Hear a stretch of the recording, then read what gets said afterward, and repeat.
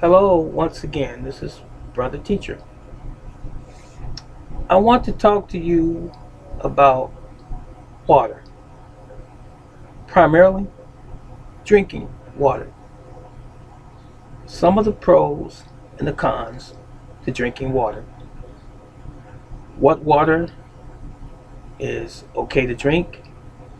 What water is not okay to drink? How often you should drink water?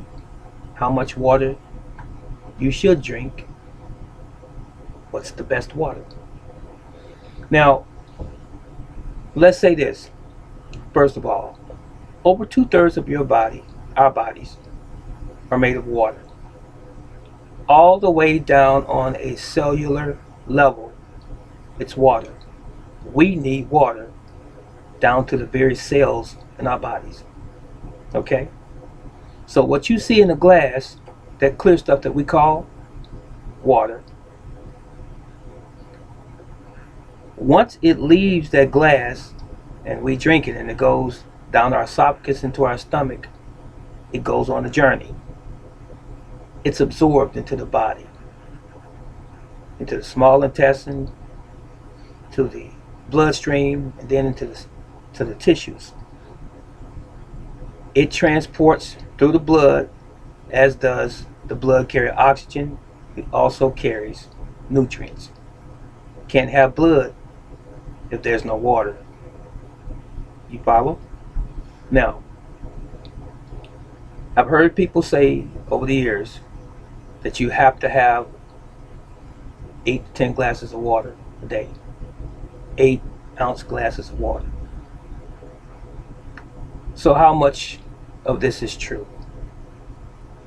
The average man or woman loses about 2 liters of water per day through perspiration, that's sweating. Even if you think you're not sweating, you are. Our temperature is almost 100 degrees. Remember that? So it might be so subtle that you don't notice it, especially in the wintertime, but you are always perspiring. So we lose water through perspiration, through exhalation or breathing out, and we lose water through urination, voiding, and we also lose water through defecation, having a bowel movement. Those 4 ways we lose water. So, whatever the amount of water that we lose combined in those 4 methods, we should replace that water. And it has been scientifically proven that the average, and I did say average, man or woman loses about 2 liters of water. So we must replace at least 2 liters of water in our body daily. So there are people who require a little bit more, and some require a little bit less. For example, small child, a baby, 6 months old, 1 year old, may not need 2 liters of water a day. Okay?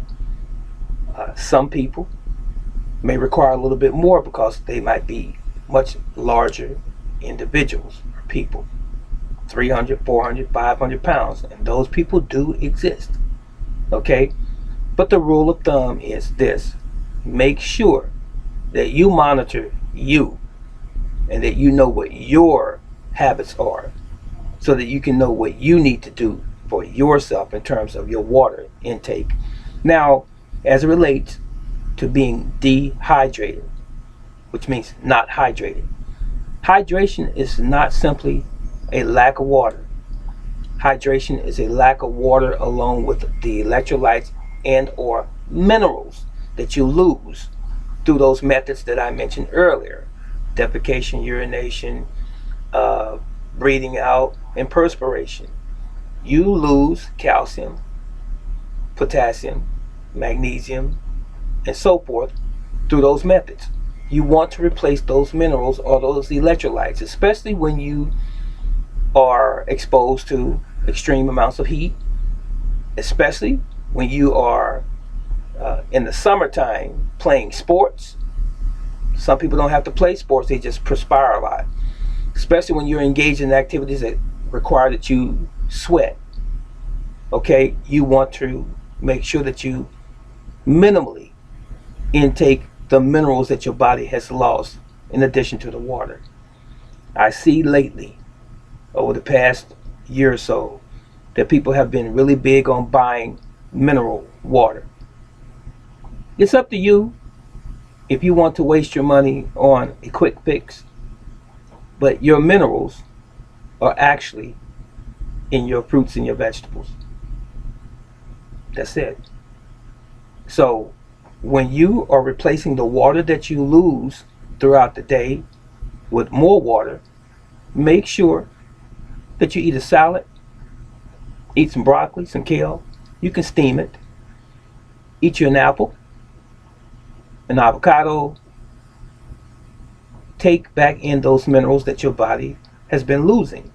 Okay? And don't think that an industry or corporation that makes these beverages has the answer to your issues, because they really don't. You have the answer to your issues, and that's to be informed and educated about your body and what your body needs and how to supply those things for yourself without you going through any extra expense that you don't have to, unless you just want to spend your money for no good reason at all. So, how do you get your minerals again, ladies and gentlemen? Vegetables and fruits, primarily. So, now, how often should you drink water? 1 gallon of water sitting on your desk or your table at home, you just guzzling it down? No. You should drink your water throughout the day. Just make it a habit. First thing in the morning, you wake up, glass of water. Maybe before you leave out to take your children to school or to go to work, grocery shopping or what have you, drink another glass of water. Somewhere in the middle of the day, a couple more drinks of water or glasses. And along the early evening until right before you go to bed, drink another glass or two of water. And before you realize it, you will have drank enough water for that particular day. Don't ever try to drink all of the water at one time, because you're going to overtax your body. You could possibly create a heart condition, true, by drinking too much water in a day or too much water at one time, especially if you have a predisposition of heart issues already. And the other thing too, if you're going to drink water, you make sure that you drink the water, you sip it, and don't overwhelm yourself with the water. Take some sips. Enjoy the water. Now, what about the water that comes from your tap at home? That's the worst water in the world to drink.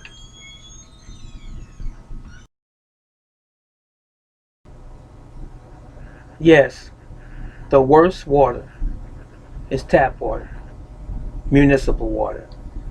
Municipal water that comes out of your sink is processed water. It is full of so many chemicals and contaminants that it's not good for human consumption. But supposedly it's the best thing that they have for us to consume as it relates to water, but not without a cost. It contains chlorine.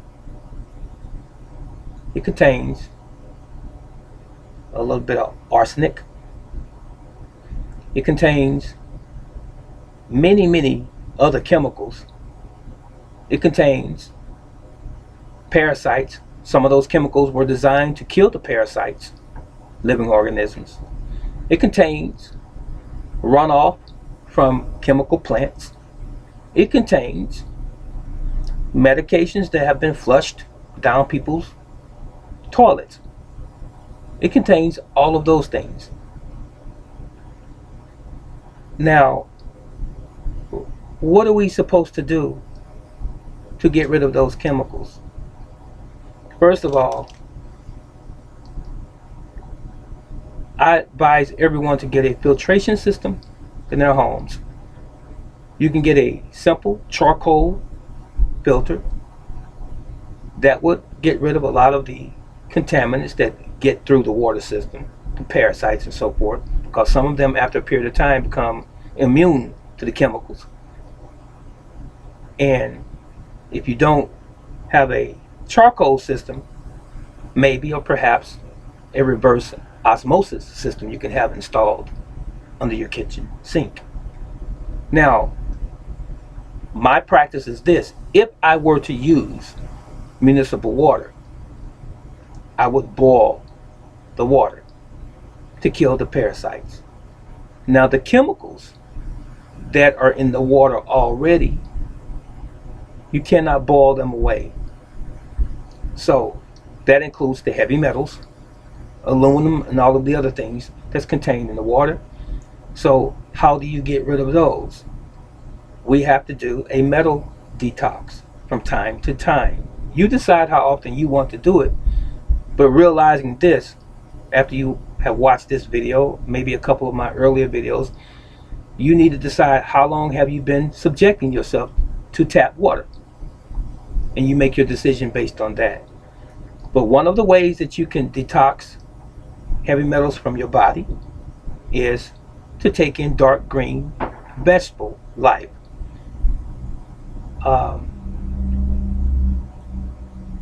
Spirulina is a good one, and that helps to pull the heavy metals out of your body, and it goes out in your waste. The other one is chlorella. Chlorella is a blue-green algae. It does the same. Plus, at the same time, they're both super foods, so you're also getting nutrition. Yes. Now, another thing that you can do is you can go to your health food store and you can purchase bentonite clay. Yes, I said clay. It's actually clay. Comes in a powder. Tablespoon of that and about 8 to 12 ounces of warm water. You drink that. It will pull or draw the heavy metals to itself as well, and it will go out when you go to the bathroom. And the last thing that I want to add is activated charcoal. Now, activated charcoal is not the same charcoal that you cook with on the grill, those little chunks of briquettes. That's going to kill you if you take those. I'm talking about the activated charcoal that you can get at your health food store. Okay? So you take about a teaspoon to a tablespoon of that as well in warm water. You can do one or the other, bentonite clay or the activated charcoal, or you can do them, you can alternate them over a period of time if you will. It does the exact same thing. It binds the heavy metals to itself, and it leaves when you go to the bathroom. So that's one way or several ways to metal detox, okay, from the heavy metals and the chemicals that are in your municipal water. So one point that you need to remember, if you're going to take the bentonite clay and even the activated charcoal, make sure that you drink plenty of water afterwards, because one of the side effects is a possible constipation because it's clay. You follow? So make sure that you drink plenty of water throughout the day, and you should be fine. So don't be alarmed. Now, types of water to purchase in the store. If you're going to buy drinking water, buy reverse osmosis or mineral water or distilled water in glass, not plastic. The reason being, once plastic containers are heated up, either being shipped on the truck in the middle of the summer, that plastic sweats. And the material that the plastic is made out of, to include the plastic, begins to leach into the water. And guess what? You will be drinking that as well. It's called bisphenol A, or BPA. You will read on some containers nowadays, it will say BPA free, which means that container is not made of bisphenol A, which is actually a synthetic form of estrogen. And men, to include women, don't need estrogen. And women don't need any more estrogen than that their body already possesses in the first place. That's going to be an issue. Okay? So just because, it's a footnote, just because it says BPA free does not mean that there's not something else harmful in that plastic as well.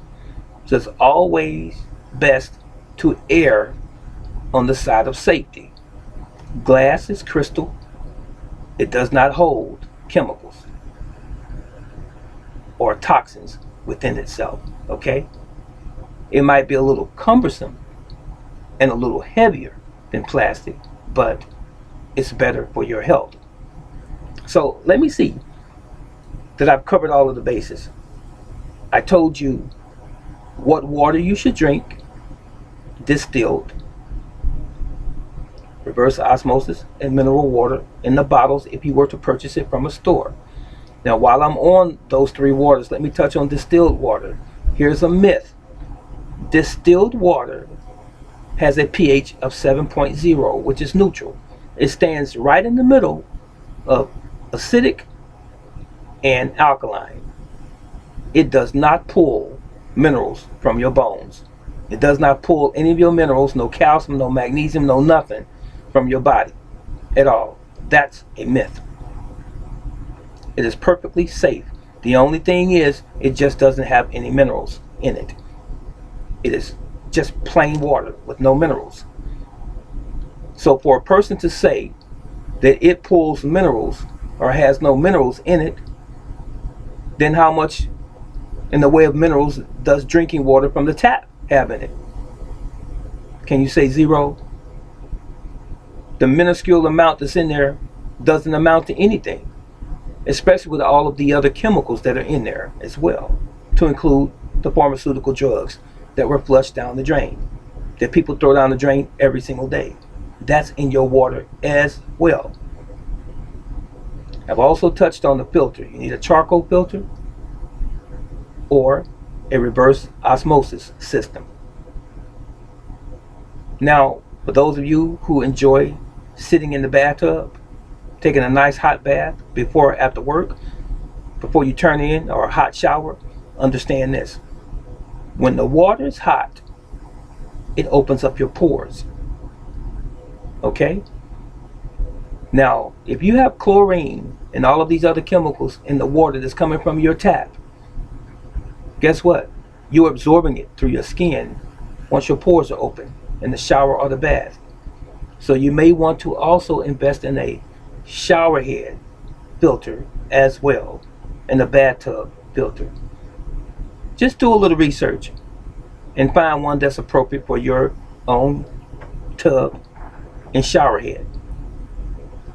Now, I hope that this video was of great value to you.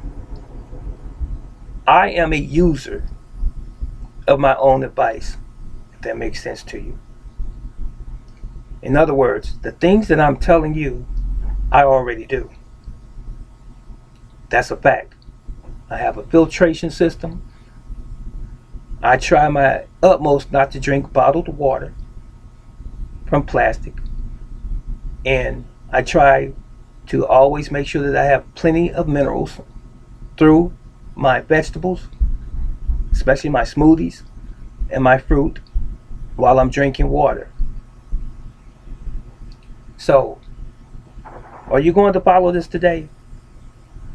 I know sometimes when you get out in the public and you're going to certain events, you may not have the freedom of taking a bottle of water with you, or you might simply forget. You just ought to get in the habit of taking your own water with you to an event that you might become thirsty. It may not be something that you're accustomed to doing, But you might want to adopt that as a new habit and stop drinking from water fountains in the public and drinking from municipal uh, fountains or sinks at a friend's house, and carrying your own water with you, or just making sure that you're hydrated before you even go anywhere. It's really that simple. If you have any questions on this subject of water, what's the proper water, when to drink, when not to drink, how to get your minerals, and so forth, please leave it in the comment section below. And let me also say this too. It's not necessarily on the subject of water drinking per se. Make sure that before you go to bed at night that you don't eat a meal, a full meal. Because, I've said it before, I'm going to say it again. If you want to control your weight, if you want to have a good gastrointestinal system, and if you want to avoid Crohn's disease, diverticulitis, leaky gut, and stomach problems, eat when you're supposed to eat. And that's when you're up and moving around. Your body is not supposed to be digesting heavy meals when you're asleep.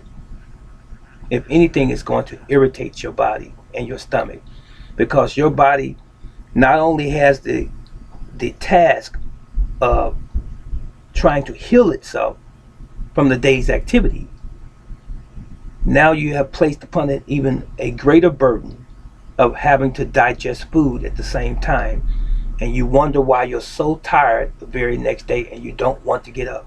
It's because your body is exhausted from trying to do so many things at one time. Digestion is supposed to occur when you're up and moving around, not when you sleep.